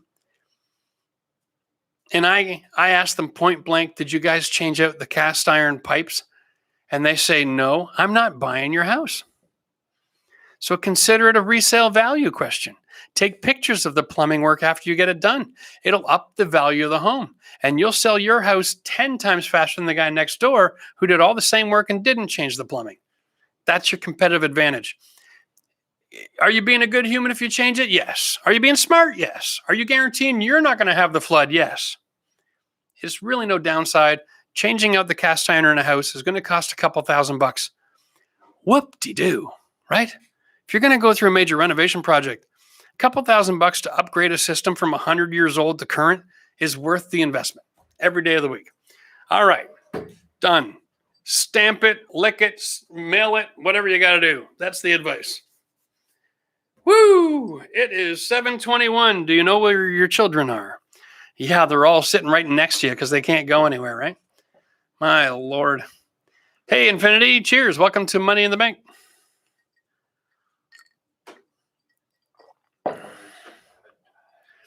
Okay, so you're worried about your plumbing failing under the slab. Well, then open up the slab and change it. Like, seriously, you're going to pour a brand new dark epoxy floor in the basement? Then, dude, I mean, it's your decision. You can roll the dice, or you can just change it. Like, I'm not going to be the guy that says, nah, don't worry about it, it's good for 100 years, because I'd be lying. Holy cow. Did I see that? Chris Campbell just sent Matt $35. Oh, I'm going to start a telethon. Yeah, for the Matt Thorman Foundation. Matt, what are you up to now, man? I think if you double it, probably $200. Wow, nice. Congratulations. That's crazy. That's not. This is awesome. All right, guys. We're Matt said about $100 in donations so far tonight, and I'm going to double it. I think you guys should get to 200. I think that'd be nice. Yeah. I'm just joking. You don't have to send him money. He works hard. I pay him. He's taken well care of. Didn't I buy you a car this year and everything? Oh, but I'm making you pay for it, aren't I? Yeah. Yeah. So I'm not really. I just financed it. Yeah. There's a difference. Yeah. Well, it's good for a man to learn how to pay his bills. All right. Infinity is mentioned here. Don't really have any projects, but your videos were incredibly helpful about a year and a half ago. Wow. And you did it yourself. You didn't have the cash at the time. I get it. That's why we're here. Right? So Mary is just jumping in. Matt, what's the charity? Okay, Mary, you missed it, but we started a little thing a little while ago. People were donating to Matt because they think he's underpaid. That's all. And so I just said for the duration of the show, if you make a donation to the Matt Thorman Fund, I would double it and appreciation of all he does. Right? Matt for press. Well, I don't want to say it, but wow. It's who wants that job nowadays, right? Like, seriously. Man. I mean, they couldn't pay me enough to take that job. Boy, that's just like jumping into a blender. That's just crazy. Alrighty then. Let's get back to some questions about some basement stuff. Hey, oh yeah, Christian is telling you should buy a Festool with the money. I don't think you can even buy a vacuum hose for $200 from Festool, but we get this up. You don't know? The guys on This Old House are sponsored by Festool. They use all these like really expensive German tools. Oh yeah, they're like crazy. Like the drill is like $600. The vacuum system is like $800. It's ridiculously sexy. But I mean, Festool is basically, look at that. That's stupid, eh? Festool is basically tools for people who make so much money they just want to rub it in your face. Right? Like it's like over the top. If you need to pull out Festool, your clients have got way too much money and should probably start giving it away to people who need it. I'm just saying. All right. Oh, Brian, cheers, man. Everybody's jumping in. It's not about the size of the donation. It's about the fact that you take the time to help. I love it. That's awesome. All right, let's get back into this. Who wants to be a millionaire? I would love to be a millionaire so I can give $1 million away. That's just me. I mean, I would love to make $1 million a month so I can give it all away and teach the rest of the rich people in this world what the hell money's for. All right. Well, I'm sorry. Did I go there? Am I dissing rich people now? All right. Oh, I need a question. Oh, there we go. Gary's right on top of things. Love your work, Matt. I didn't know you're underpaid, but he loves your work ethic and attitude. Yeah, it takes a lot to put up with me, dude. To be honest with you, Gary. Jeff, thanks for inspiration. FYI, I suck at drywall and taping. I've watched the videos 100 times. It's not for everybody. I just got to say, I can't snowboard. I even tried a bunch of times. I can ski, but I can't snowboard. I just can't wrap my mind around it for whatever reason. I get it. There's time and a place. So, you try every trick in the box. And if you can't master something, generally speaking, it works towards your overall dexterity and ability. And if you got to hire somebody once in a while because you're just not proficient, that's okay. At least in the midst of all of this extra videos and work, you've learned some skills that you can avoid paying for help that's just not necessary and take some pride in your own work. Jordan just joined the Money in the Bank program. Cheers, Jordan. Welcome to the group. Oh my God. Okay, so here we go. We have a donation here on the screen, ladies and gentlemen, from my brother John from the Thorman Group. He lives in Florida, by the way. John, I don't see anything on there specifically. Is that for Matt or is that for me? You're going to have to be more specific when you make a donation if you want me to double it and give it to my boy. I don't know if you're trying to give Matt a tip or help finance the fact that I got to pay him hundreds tonight. Can we just make it clear, though? I don't need. Yeah, you know what? I think we're all having fun. Just to be clear, Matt really is not in need of money. Yeah, I'm not. Yeah. He's in a good place in life. I apparently give him enough of a pittance that he gets by. But I think we're all just having a whole lot of fun with this, to be honest with you. So, you're going to be responsible to like invest it in a stock or something and give everybody an update. Oh, wow. Okay. I feel like I missed some stuff there. Darius did OSB and DMX. Should you put the shower on top of the basement concrete and remove the subfloor? Yes. And I'll tell you why. Because the shower, I'm assuming it's shower pan, it's going to have a 3-inch lip anyway. So if you cut that space out and then drop it right in, lay it on some cement base, it'll be nice and stable, and you'll never have issues with it, not even 20 years from now, right? That would be more ideal, just for the record. Sandy Rose says, and Matt, if she can borrow a couple hundred. I've heard it all. This is all. So Jordan just said she joined the program for Matt and did a super chat as well as a membership. So that means you got to add another extra $5, okay? Because she's claiming her membership towards you. That's awesome. So Jordan, as long as you're a member, I got to give Matt money every month. Is that the plan? I don't know how we're going to separate that and keep track. That's awesome. That is just way too much fun in the chat tonight. Oh, so here we go. Robert's telling Lewis that he'll buy whatever DMX one step you can't return. Yeah, you know what? There's a great idea. If you're a member and you got extra material, put it up in the membership form and say, hey, anybody in the neighborhood want some stuff? Like, why not? Why throw it out? Oh, wow. Matt's rich now. Mary is telling you need to buy GameStop. Yeah, I missed that one. Is that a thing? Didn't that come and go? Yeah, it's gone. Wow. Okay.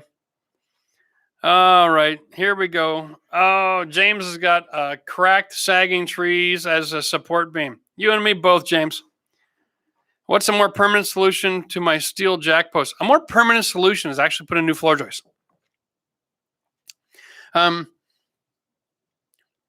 It might sound crazy, but you can actually buy engineered floor joists, and you can install them between the trees, right? To pick up and carry the load. Because whenever you've got trees like that, it means it's for interior floor systems only. It's not actually supporting the exterior of the balloon frame wall. So you can actually put in engineered floor joists right in between all the trees, get it all installed, and then pull out the trees after you've supported the floor joist package, and you're fine. Like, I mean, there's a few ways to do it. I would bring in a structural engineer and say, hey, I want to get rid of trees.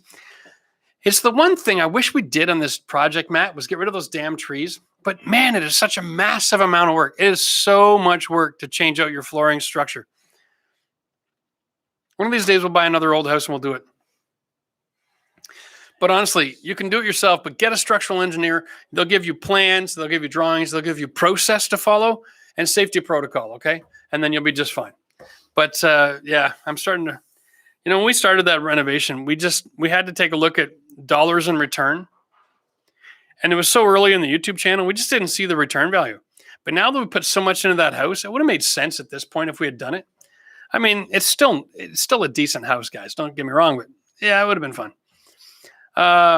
Brian's apologizing for starting the Mad Fund and threw another $5 into it. You guys are killing me. I love it. Bring it on. I'm down. This is one of these opportunities we get to find out, what someone's made of. Like, I just opened my mouth, Matt, and I said I'd double it. Am I ever glad that we're not at like 30 grand or something right now? We gotta start donating to charity or something like that. You want to give it away, you can, and we can tell everybody next week what you did with it. That's fine. I'm down with that. You can help whoever you want to help. You got a heart for it, that's for sure. Okay, so Kenneth is he's finishing a portion of his uninsulated basement. Okay, the new exterior walls will be insulated. Okay, will code require me to insulate the whole basement? No, just the finished space. Oddly enough, it's a hell of a question, though. You might, however, want to insulate the interior walls that lead to the finished space just to eliminate drafts. Okay? But yeah, and code might be different where you live, but from my experience, that's not really the issue. They're more concerned with the the wall assembly at the foundation and what it looks like, is it up to code? But if there is no assembly, it's not against code to not have anything there. I shouldn't say that. You're supposed to have some sort of insulation down to the frost line, whether it's just insulation blanket wrap. So if you bring an inspector in, you do half your house and it's all perfect, and the other half is empty, they might want to say, hey, do you mind throwing up an insulation wrap? And to be honest with you, it'd make good sense because you're going to spend a fortune in heat loss. So I would probably throw up the blanket. Michael's about to pour a basement slab. Can the same concrete be used for my curbless shower?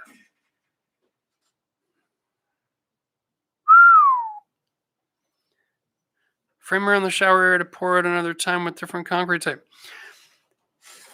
I'm not exactly sure what you're doing, Michael. Are you like creating a shower base in a floor? I think that's what's going on, eh? You're like creating this custom slope into a drain. Yeah, as long as it's part of the floor. Anything else that goes off the floor, that concrete isn't going to be good for you. You're going to want to have a different kind of concrete mix, and you can add it after the fact. All right. If you got questions about that, Michael, yeah, send pictures, send it into the forum. We'll follow up with that later because you're doing something a little creative, right? So you don't really fall inside the lines of approved assemblies by manufacturers. So you got to be careful here. And I don't mind helping you as long as you know it's creative and it's all on you when you do that. All right. Okay.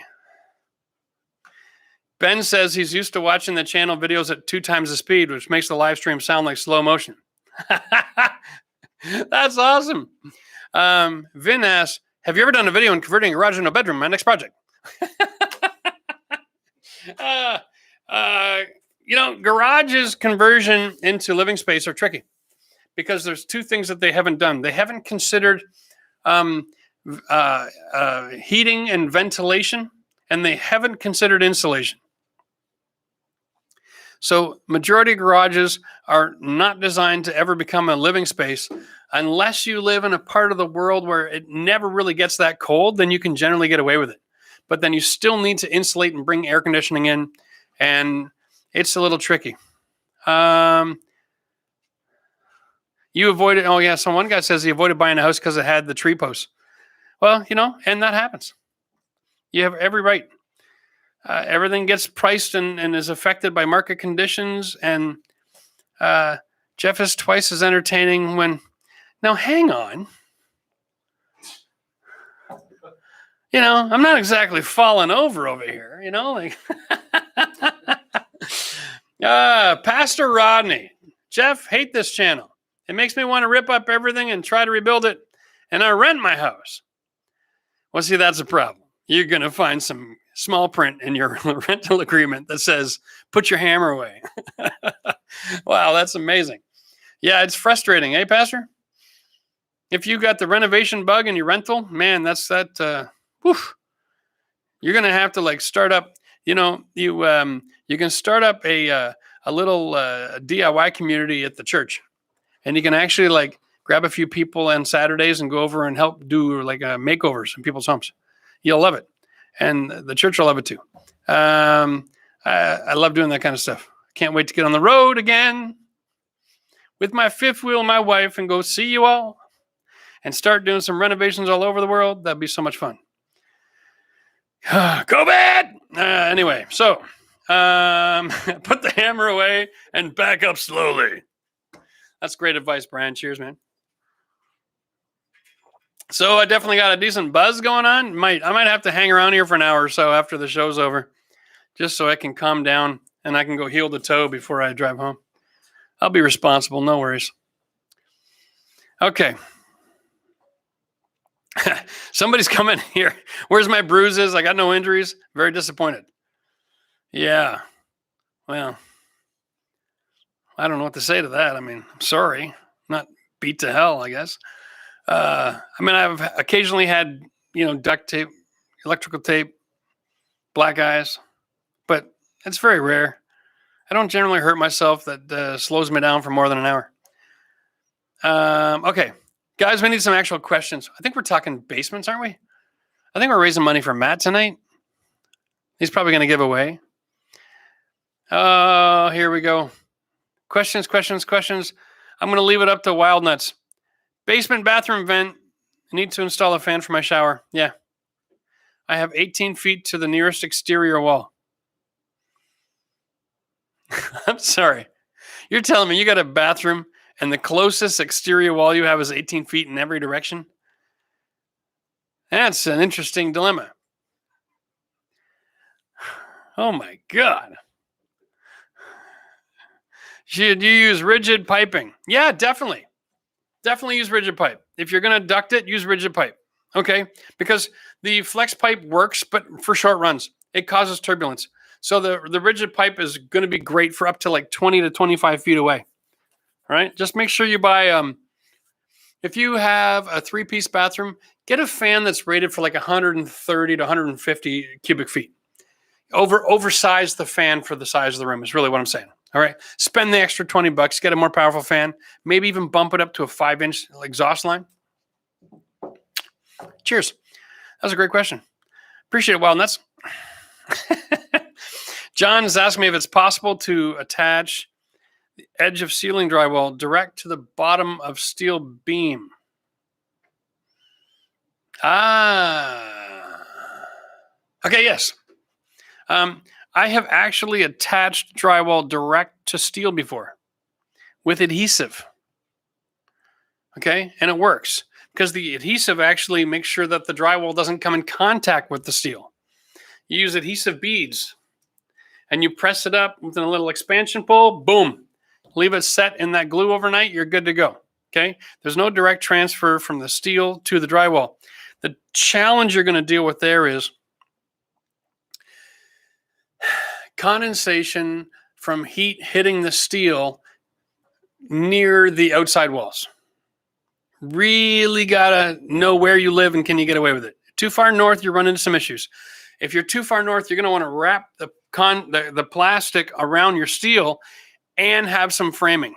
Okay, so there's a few different considerations there, and there's a few different options. But yeah, you can definitely attach drywall to steel with adhesive if you're more not getting too far below zero in the wintertime, right? But even then, it's like, just about. Might need to do a little maintenance every once in a while, right? Okay, my favorite type of flooring for a basement. Looking for something new and you got carpet. Okay, so here's the deal, Nick. My new favorite flooring for everywhere in the house is engineered hardwood, and it's a click lock, drop in place. Like the Home Depot laminate flooring for the last 10 years, it's been a European lock design. You just click it and you lay it down and everything just drops in place. You don't have to hammer edges and stuff. They make it in hardwood now. I'm using it in my house soon. We're going to make these video series. They're going to blow your mind. It's thin. It's like 1/2 inch thick, but it's actual hardwood on actual plywood. It's all engineered. It's got kerf lines for expansion and contraction. Perfect for basements because it's thin enough to be flexible and follow the curves. I'm telling you, it's going to be the next evolution in flooring. It's going to totally eradicate the need for all kinds of other stuff because this stuff is absolutely brilliant. If you can't find it, wait. Because I've got a supplier who gave me the flooring and they're going to make it available. It's probably only going to be available in Canada when it first comes out because right now we're having trouble with shipping across the border with the COVID mess, but it's coming soon. So don't spend a bunch of money on flooring if you don't have to until this comes out. But even if you have to put something down and you go with a cheap vinyl floor, you can put this right over top of the vinyl. You won't have to lift it out. It'll be amazing. All right. I'm lost. Bring me up to speed. Click something. Thanks, buddy. Rob, best way to strap basement ceiling down? 2.5 inches. Okay. You need to drop 2.5 inches because you got a central vac hose. Yeah. Yeah, that's a piece of cake. 2x3s. Okay? Like this way. Go with a 4-inch construction screw. Right up. Off you go. Done and done. 2x3s. Strap it and be done. All right? I know that sucks considering the price of lumber right now, but the options are a little minimal. I mean, that vac hose is actually skinny enough. You could always drill through all of your floor joists and run the pipe all over again. But that means you've got to be proficient in moving that pipe and dealing with the wiring issue. So I'll leave that up to you to decide. Brian wants to know if he should drywall his basement ceiling or use a drop ceiling. #repost. I didn't see it the first time. Is that what you're telling me? Brian, that's a great question. You know, there's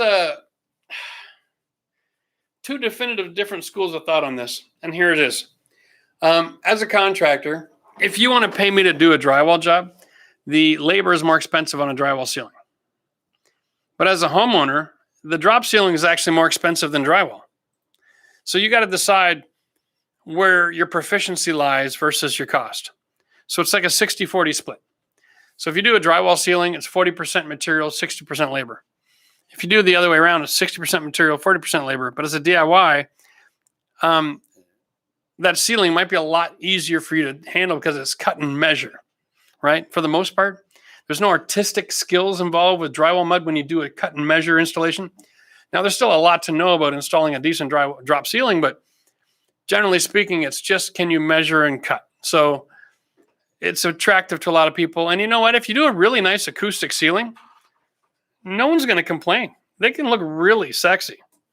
They can be a lot of fun too, especially if you got like a room with kids. I got a place in Ottawa here. What's the name of these guys again? I'm having a brain fart. Shout out to Gratin Prou. Yeah, it's a very French name, but it's a fabulous business. They do commercial drywall insulation, fire doors, steel windows and doors, framing, anything to do with soundproofing and drop ceilings. And they got like 85 or 90 different drop ceiling tile options available. They have a really cool one. It's like when you look up at the ceiling, if you lay on the ground, it's actually a train track. And you can actually buy the tiles for the different parts of the train. And you can have your kids paint them all and then put them in the ceiling. It's a fun little family project. It's a perfect COVID project, that's for sure. So consider that as an option. It's only a few bucks more. And you can have a designer ceiling that the kids did themselves. And then when they grow up and they leave, you just pop the old tiles out and put in something that, was painted right. So I would say, okay, so Joseph is throwing in a little something into the kitty here. I don't see a question. I'm going to have to assume that's for Matt. What kind of easy subfloor would you put down? Easy DIY. Well, I guess that's all subjective to what you think is difficult. If you want something that's like really easy for one person to do, then I'm going to have to capitulate and say dry core is really convenient if you're alone and you don't like carrying heavy loads. Because the 2x2 foot tiles are actually convenient. It is a 20 or 30 year subfloor. Let's just be honest. It's not a 50. But for most people, if you can get 20 or 30 years out of something, that's a pretty good investment. Nick wants to know what my thoughts on doing rubber flooring in the basement fitness room. Yeah, shouldn't be an issue. The only thing is, Nick, if you put rubber direct on your concrete, you're going to cause condensation if it doesn't have a vapor barrier. So before you do this, tape a garbage bag to your concrete floor, all four sides, overnight. And in the morning, peel it off. And if it's a big wet spot, you got a moisture issue. That moisture issue will be there underneath that rubber the entire time that floor is down. Moisture that sits around goes gray and starts to stink. That's the musty smell. So in that situation, your rubber floor, you need a vapor barrier. It's just not going to cut it, man. I'm going to suggest, actually, I want you to do this. I want you to Google flooring supplies wholesale for your area. If you got a place like a Dragona that I go to, these guys have a link. They've got a contact that does custom floor mats for gyms on concrete floors. And they sell the 1.5 inch stuff. And they sell it like half price of like a retail situation, a wholesaler. Like you be real careful when you're buying like a gymnasium workout mat stuff because they can custom make it. They can print stuff on it for you. They can put a logo. There's so many options out there at the wholesale level that people don't even know about, and they'll buy tiles that click together and all this crap. You'll buy a tile 1/2 inch thick that won't even accept the weights being dropped on it. But you can buy an actual high quality gym flooring for half the price of cheap crap at a local hardware store. It's worth doing a Google search. Cheers to that. Okay. Oh, doctor. For 24 by 48 tiles for the shower walls. Yes. 2 by 4 foot tiles. Nice. Green drywall is enough, or should I use sheetrock? The tile installer is telling me I need to use sheet rock. You mean cement board? So here's the deal. There are some situations where good enough is good enough, but if you're going to employ a professional in their trade and they're going to say my warranty depends on you using this kind of substrate, just go with the flow, right? You're talking pennies a glass. It's not worth arguing. 24 by 48 is a pretty big tile. You're going to want to have a good substrate. Drywall is probably not a good choice. So I would go Schluter board or definitely the concrete board. All right. All right. Oh, Alan from Los Angeles. He used them to help with his bathroom remodels during COVID. Yeah, didn't we all? Man, I ended up watching my own stuff during COVID. I was so bored. Whew. All right. Now we have... We got a question here. Super chat. Don't know if this was answered earlier, but you got a 3x4 concrete half wall from an extension.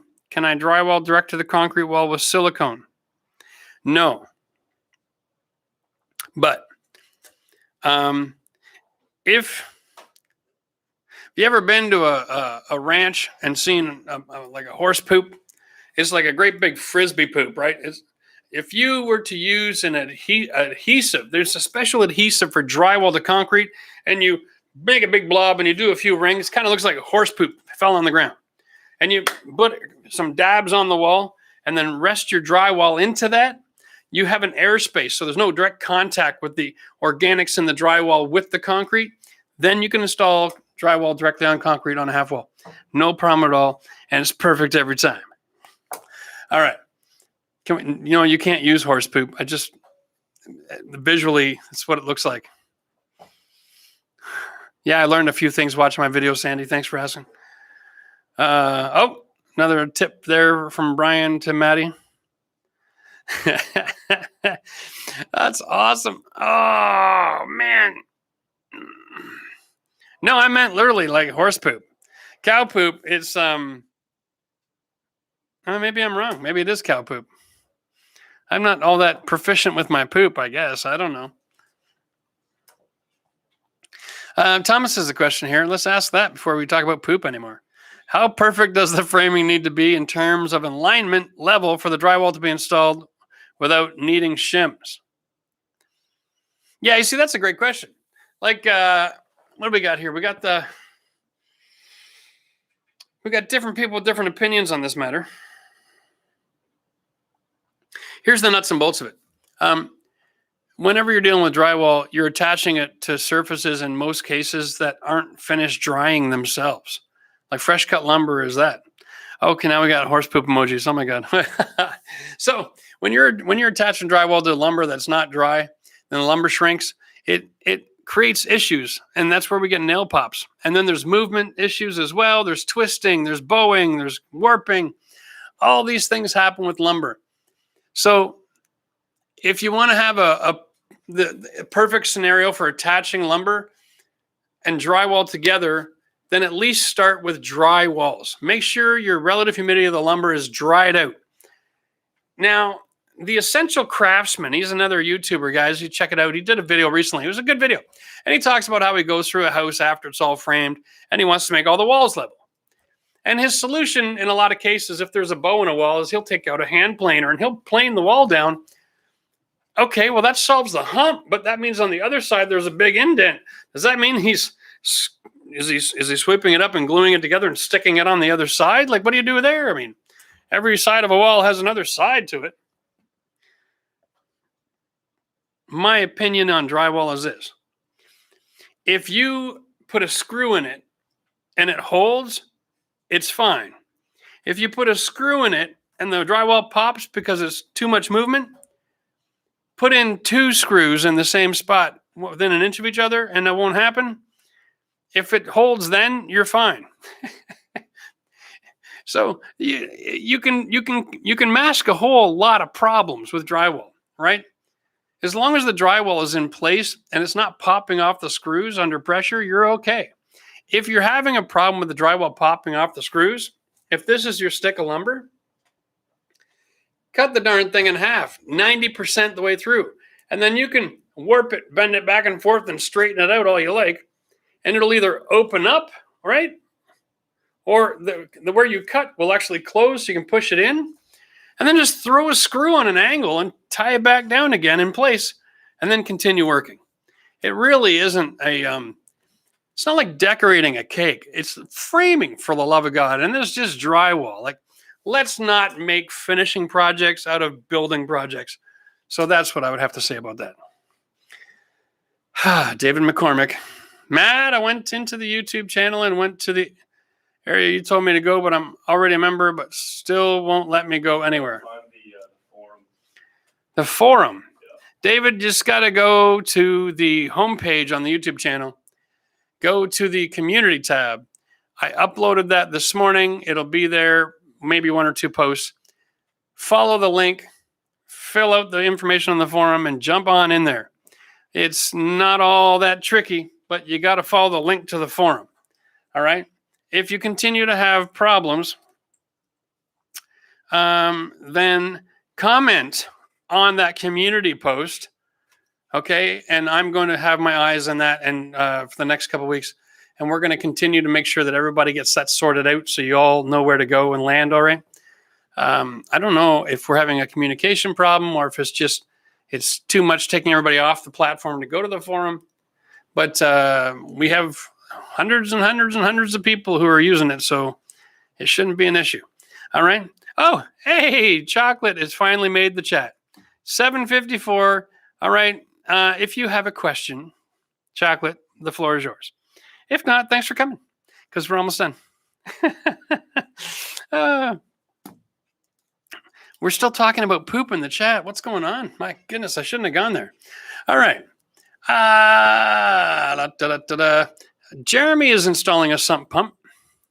Tips for this and or French drain in a basement. 1950s home, Southeast Pennsylvania. Yeah, you're definitely going to want one, right? Sump pump for sure. The French drain, if you want the entire perimeter of your wall, because there's moisture coming through, to be collected, diverted to the sump pump, and then pumped out, so you inside of that system, you can actually finish your walls and have a finished basement. That's an efficient way to make that work. The secret is to have a waterproofing membrane coming all the way down the wall and then over the drainage tile that's underneath the concrete. Then you fill it back up and you put your wall on top of the drainage tile. Okay. And then you can insulate, have a nice airspace, and all of that happens behind the walls. And it's completely separate from the rest of the house. And it's a really efficient system. I've worked with Matt on a few projects where we've done that, and it works really well. And in a 1950s home, I would say that's the only way you can really finish a basement and use quality products and have confidence that you can move forward. All right, so cheers. Oh, and now people are all trying to get Chocolate to donate to you, Matt, because she just got here. No, that's okay. Now listen, everybody, be easy on her, right? Chocolate just went through a really traumatic time where in her region, there's some big storms and stuff. I'm sure she has better things to do with her money. So take it easy on my girl. All right. 1920s, previously finished without insulation. Boy, that's straight to the point, isn't it? I love that.